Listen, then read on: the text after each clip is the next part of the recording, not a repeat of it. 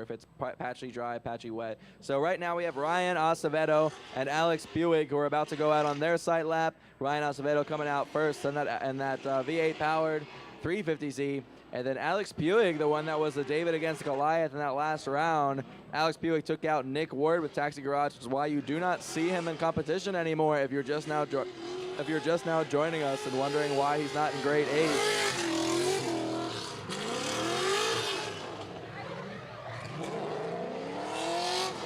So it looks like the little bit of consistency behind that moisture, it looks like the drivers are able to not have to worry so much. These drivers are navigating through the track, and it looks like it's pretty consistently moist. Nothing too crazy, no big puddles, no dry patches. It is all just very consistently wet. So because of that, they're able to just modulate their throttle with the condition being the same from beginning to end. Yeah, especially when we saw earlier that when they were coming out of inner clip 1 and going to outer zone 2, that it went from wet to dry quick. So it was the throttle modulation going into that outer zone when it was dry is a lot different than when it's just wet throughout. You'll hear them not just throttle it all the way down when they're in dry conditions to get all the way to the outer zone.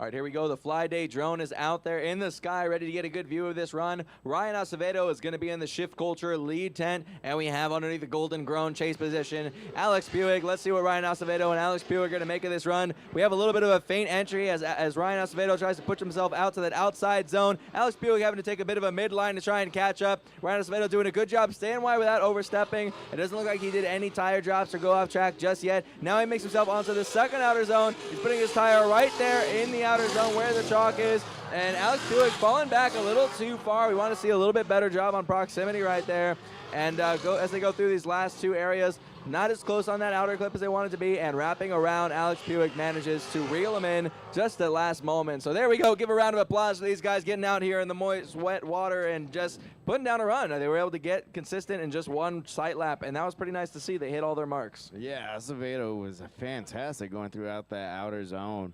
What we've seen struggling, but if you see that on the replay, going into that inner clip and then that transition to that outer zone, then he throttled on and just get a consistent throttle throughout that zone, filling it almost all the way out. Then he dove back in to use all of that track so he could try to get that inner clip, which was a little bit shallow, which the judges will see.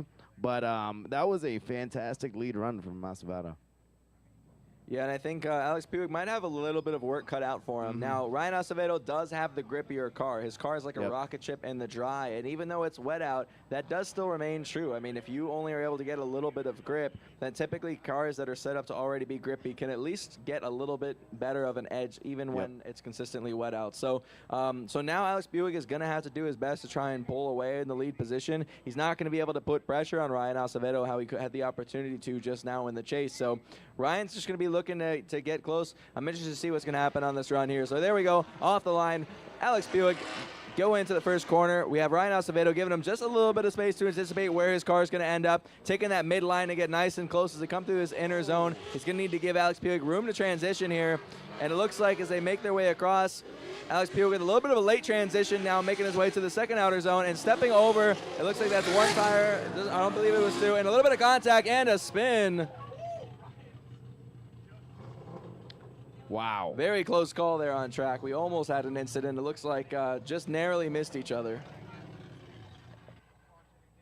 We're going to watch this replay come back as we see. And we're going to need to look at fault. So, yeah, go ahead and walk us through this. I mean, we're about to see the replay. Let's see if you're able to figure out, I mean, what happened on this run? What was the reason for the spin? I don't know. I think he probably gave it a little too much gas, but we don't know if there's contact.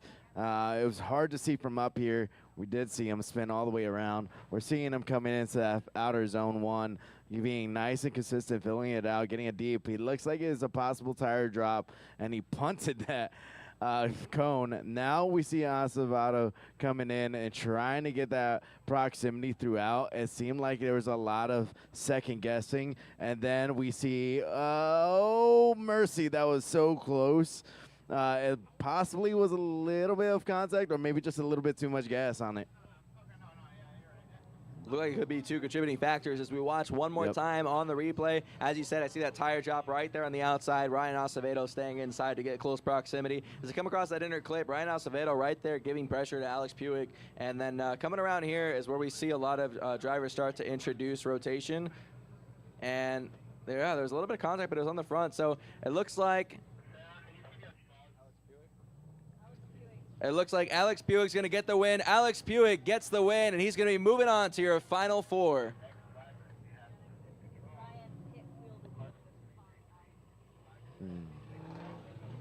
And look, talking with the judges who just had to deliberate the call. Yeah, so anytime there's a spin and it's caused by contact, we have to obviously pick fault on that. It makes a big difference on what the outcome of that's going to be. So we just heard from one of the judges turn around to us and explain that that had to be fault on Ryan Acevedo because it was wheel-to-wheel contact. So it's unfortunate, but I mean, I guess I agree with that call. I saw it. We saw it on the replay, and you were kind of saying it looked like it might be a combination of the two. Yeah, even throughout that whole run, if he did it on his own by hitting too much throttle, just kicking the tail end out with some left foot braking over rotating, and it'll definitely be against Alex. But I love seeing him run, and I'm excited to see him how he performs throughout this competition.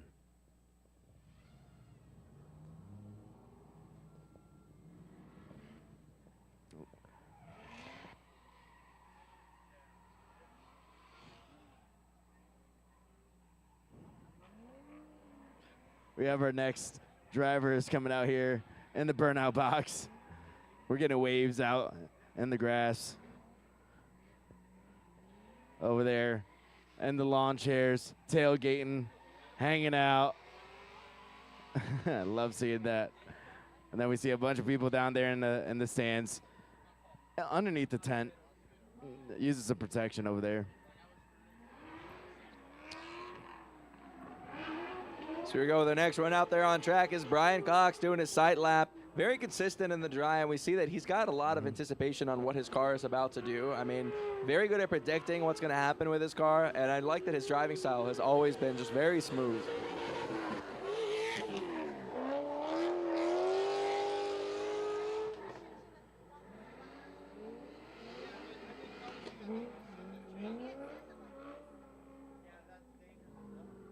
Oh, and there we do. We have some parking in the grass over there. So we just saw that Corvette partake in our last Corvette on Corvette battle. A very awesome battle between him and the other driver. And now having a little bit of trouble here with the moisture.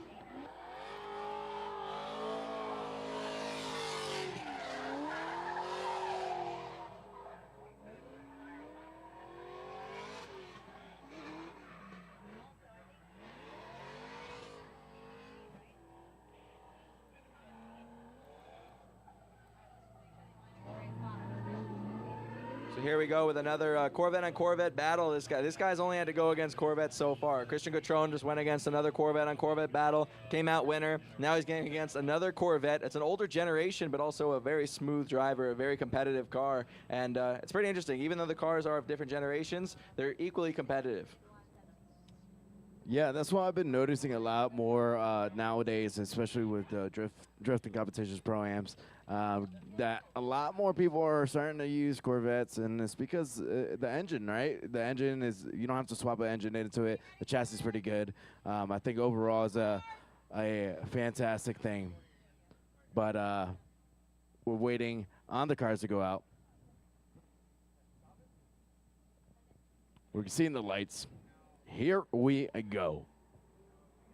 Got that black and red Chevy Corvettes coming in, trying to get a nice stand-up going through as we see them with the slick conditions. Oh, nice angle outside zone 1, and then coming into this outer zone 2 where he's struggling to feed all the way through and coming all the way around while we're seeing the proximity getting reeled in by the chase driver going all the way to the final inner clip. And that was a pretty good run from both of them. Great job by both drivers just being smooth there. We saw a little bit of issue there with Christian trying to just stay on track in his sight run, and he definitely learned his lesson and he was able to commit. So there he goes on the outside line, being able to stay out there, and right here he gets really close to almost getting a tire off. I think he kept it within the lines that time as he come across this inner clip. Both of them touching and going. Brandon Cox actually getting even closer in the chase position to that clip. And then right here, both of them kind of falling off, and we see the lead driver come into the midline. It makes it a little bit difficult for Brandon not to fall back. That's exactly where we see Brandon Cox start to lose a little bit of proximity. But when the lead car is taking the midline and the chase car is trying to anticipate that the lead car is going to give a qualifying lead run, it puts them in a difficult situation. You can't always blame a lack of proximity on the chase driver. If the lead driver is cutting corners, then we know that inherently that's going to happen, and it's also something that makes the lead driver look like a fault. Yeah, definitely, especially when you've seen Brian Cox has been doing a fantastic job out here with that Chevy Corvette, just coming in and trying to get a nice, smooth, consistent chase. But yes, you do see the lead car being pretty mid on those lines. Now we see them switch positions. We got Cox coming in with a nice big flick going into that first outer zone, but staying shallow, and he goes into the grass. Stays off track, as we see our next competitor go through and finish off this line, going all the way around and trying to have a complete run.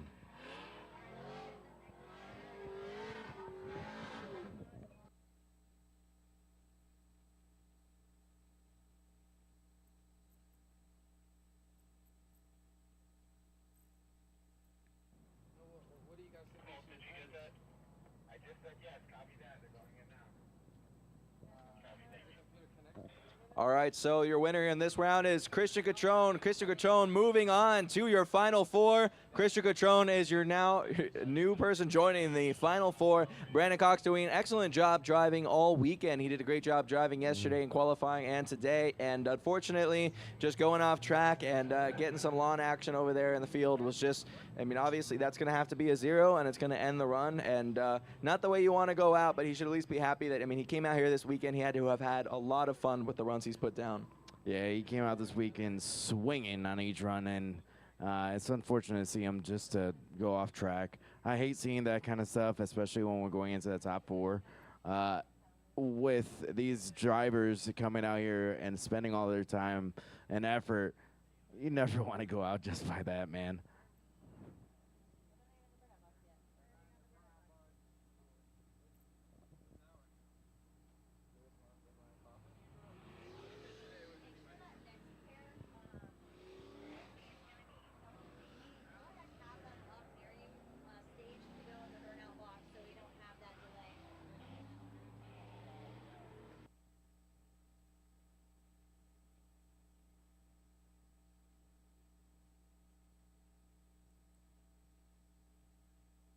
All right, we have Lunds in the Chevy Corvette and Kaufman in the RX-7 getting their tires scrubbed out. And we're going to see them line up and put out a good show, hopefully. Good tandem battle out here.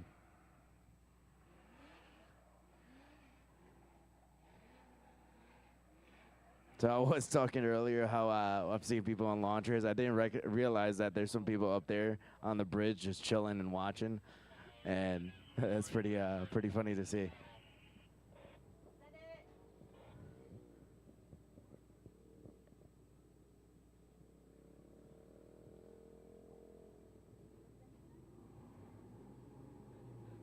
All right, here we go. This is the next run here, and it's going to be Ryan Kaufman versus Lunds. Ryan Kaufman in the lead, Lunds giving chase. Both these guys have been out there during tough conditions, but we have contact, and both drivers dropping off track. Ryan Kaufman's not one to shut it down whenever something like that happens. He steps right back on the track. Lunds right behind him. They're going to go ahead and finish out this run.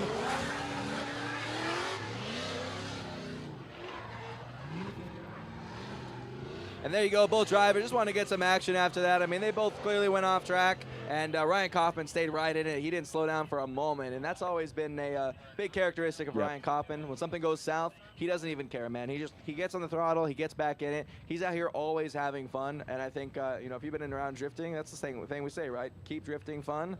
Yep. And that's a sign that you're doing the right thing. Is, you know, don't shut it down because something went south. Just have fun, kill it, enjoy the rest of the run. Yeah, it goes into mentality. You went in the grass, and you saw both of them go in the grass. I'm like, all right, you can't go worse. Let me try to send it through the rest of the track. So let's get it.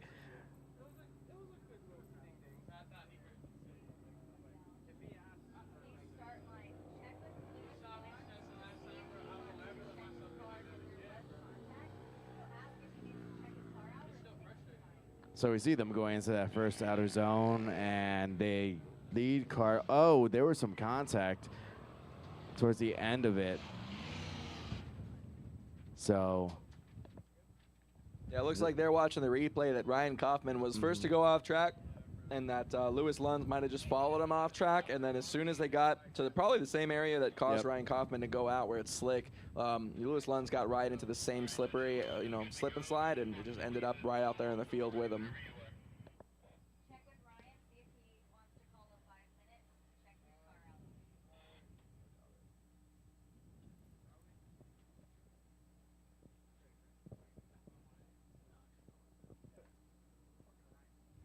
Now we have our drivers getting ready with Lewis taking the lead now. Kaufman's going to be in the chase. They had the opportunity to possibly get a 5-minute, but we see them going off.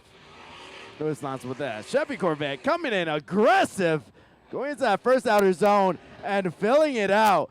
Oh, no, another grass. Oh, man.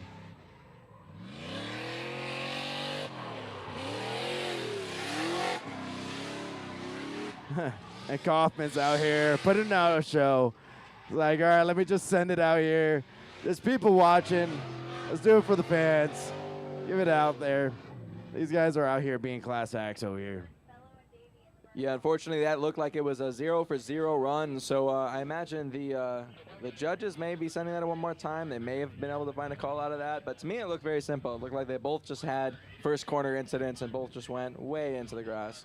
Yeah, especially when you're talking about that kind of stuff. We want them to have a good run, too. And unfortunately, they had mistakes. So it was in the cards one more time, hopefully. All right, there we go. So you got it there. It's going to be a one more time between Ryan Kaufman and Lewis Lunds. It was a 0-for-0 battle, so they're going to go ahead and get ready to do another 2 runs. And next in the burnout box right now, looks like we have Davey Peoples and Fellow in the BMW that we just saw out here a couple runs ago. And so we're getting down, and we're wiring into our top 4 now. And we saw Davey Peoples and Fellow move up earlier on, and we're getting closer to a close here of this competition, and we're getting things moving pretty early on in the day.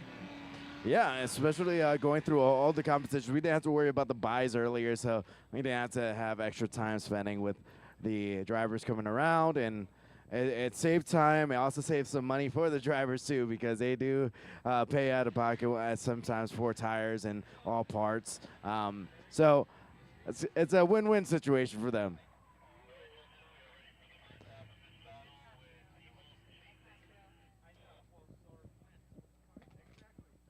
All right, we see Peoples lining up in the chase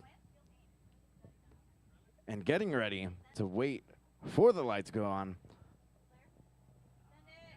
Davey People with that American muscle Ford Mustang getting ready to try to get a nice chase run to see how he performs as Fellows taking this lead with that BMW, coming in with a nice flick with that BMW, staying in the shallow line and now trying to use some throttle modulation, going to get deeper in that zone. Peoples has to reel him in and get a nice proximity and chase run. Peoples has to cut the track throughout this whole thing and going all the way around.